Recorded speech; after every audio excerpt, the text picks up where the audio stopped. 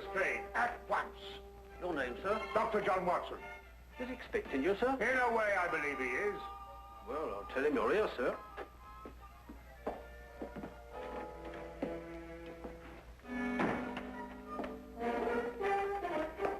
You can go in, sir. Ah, Dr. Watson, I didn't expect to have the pleasure of seeing you again so soon. Will you kindly read that? What is it? Read it. Oh. Yes, sir. Oh. I think it's disgraceful, sir. Absolutely disgraceful. What? Yes, and I'm glad you're here so that I can tell it to you personally. Why, you and I both know that it was Sherlock Holmes who solved the Cunningham case. If it wasn't for his brilliance and his persistency, the facts would never have been brought to light. And I think it's scandalous, sir, that the newspapers should have given me all the credit and said so very little about his magnificent achievement. What do you think, Doctor? Well, I absolutely agree with you. I'm glad you're on my side, Doctor. Why, of course, I'm so glad you take it that way. And what does Holmes think? Oh, he doesn't mind, you know. He doesn't care who gets the credit. Oh, dear old Holmes, such a modest fellow. Yes, well, look, you must give him my kind regards. Yes. And tell him that, although I know he doesn't think anything about it, I intend to get the newspapers to get the facts straight. Well, that's very good of you, Oh, Inspector. what's Holmes doing these days? Well, the last time I saw him, he was playing about with a lot of ink smudges and talking about the prints that fingers make. No. Good old Holmes, always experimenting. Inspector Lestrade, sir. Yes, what is it? There's been a murder reported at the home of Lord Beryl. What, Lord Beryl of the Foreign Office? That's him, sir. I'll be right with you. Excuse me, Doctor. Yes, of course. Lord Beryl. It's going to be a tricky situation to handle, what with the Foreign Office and who knows what else. Yes. Can I be of any assistance?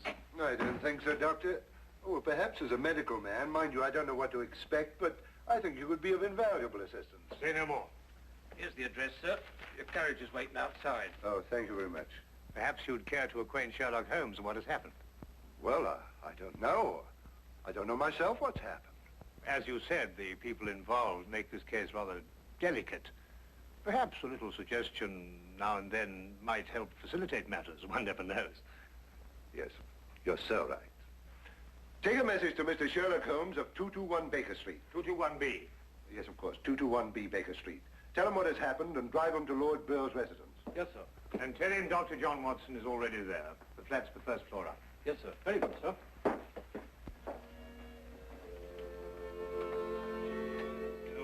221B Baker Street.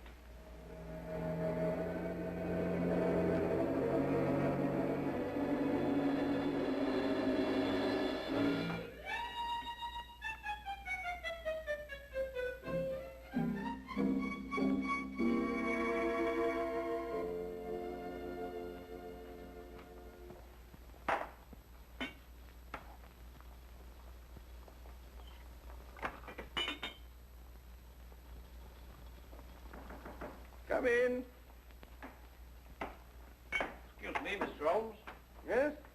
I have a message for you, sir. There's been a murder committed at the home of Lord Beryl. Inspector Lestrade and Dr. Watson have already gone there. Thank you. Would you care to have some tea? Some tea, sir? Yes. Is that what you're making? Oh, come along. Come and have a look at this. I'm working on an extract from a special series of pygmy poisons. Oh, very interesting, sir. Tea? Well, yes, I don't mind if I do. You take milk? Yes, sir, please, sir, if I may. Splendid. Sugar? Thank you, sir. Where did I put that sugar? Ah, that's it. It's very here. Help yourself. Thank you, sir. So. What's this you're doing here, sir? Well, I believe that certain poisons, if taken in the correct doses, can actually have beneficial rather than fatal effects. Now, that's very interesting, sir. Yes, it is, isn't it? And what's all this over here, sir? Oh, that? Oh, those are some tropical leaves. They were sent to me by a friend of mine who hunts in that part of the country. The essence, you see, passes through this tube, down here and across the table, and is condensed in that retort there. And what's that stuff in the bottom there? That's lime. That acts as a catalytic agent to combine the essence of the leaves with a dark, tar-like substance, which you can see at the bottom.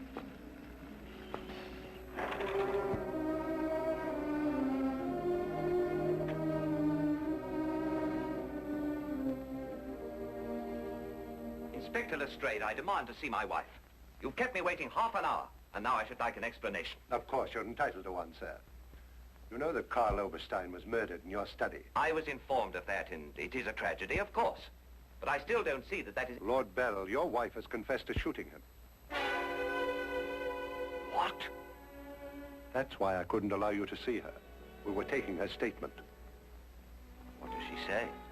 Apart from the actual confession of murder, she refuses to say anything. You may go in now if you wish, Lord Beryl.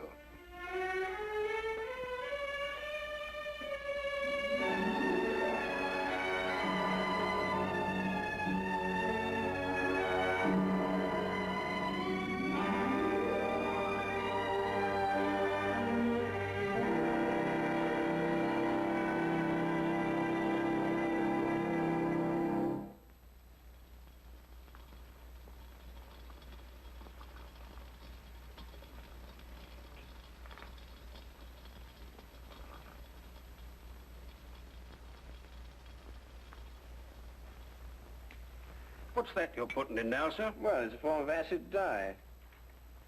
Yeah. That's all right. Oh, where have you two been all the afternoon? Didn't the sergeant tell you? Oh, yes, I remember. There was a murder somewhere. Was it interesting? No, Mr. Dewitt. Uh-huh. Well, Lestrade, come and have whiskey and soda. Whiskey and soda, Lestrade. I don't know. I'll be off duty in 5 minutes. Yes, I think that'd be all right. Don't... Meat for me. Well, sit down if you can find yourself a place. There you go. yes, well, I think we can leave that to boil for a little while now. Now, gentlemen, what's the problem? Who was murdered? A man named Karl Oberstein. Oberstein. Oberstein. Oh, yes, I remember. An Austrian chap. He was originally, but of course, for a number of years, he's been a freelance agent. Mm-hmm. Buying and selling anything he can get his hands on, eh? But his hands in a bit too much this time. Lady Beryl shot him. Holt Smith, 38. Oh, really? It was a nasty bit then.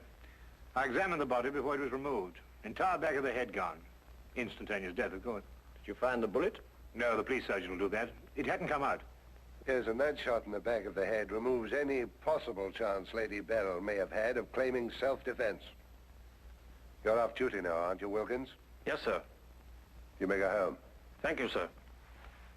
It's been a pleasure working for you this afternoon, Mr. Holmes.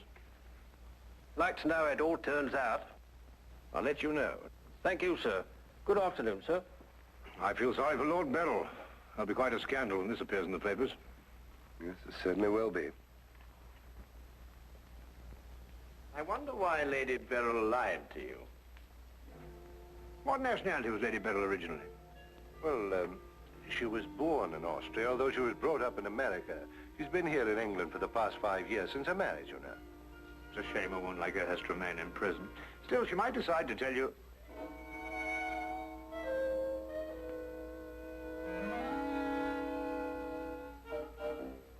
What did you say? I beg your pardon? What did you say just now? I didn't say anything. Oh, yes, you did. You said, I wonder why Lady Beryl lied to you. Oh, that? Yes, what did you mean? Nothing, except, of course, that Lady Beryl didn't shoot this chap Oberstein at all. But she confessed to it. Nonsense. She didn't shoot Oberstein because Oberstein wasn't shot. His head was bashed in with a blunt instrument. The revolver you claim was the murder weapon actually belonged to Oberstein. She found it lying by his side and pretended she'd done it in order to shield her husband. She's no more guilty than you two are. Would you hold that like a good fellow, please? Would you please repeat that? Of course, it's as plain as a... Here, would you mind holding that? Oh, well, it's not plain to me. Well, you told me that Lady Beryl confessed to shooting Oberstein. But Oberstein wasn't shot.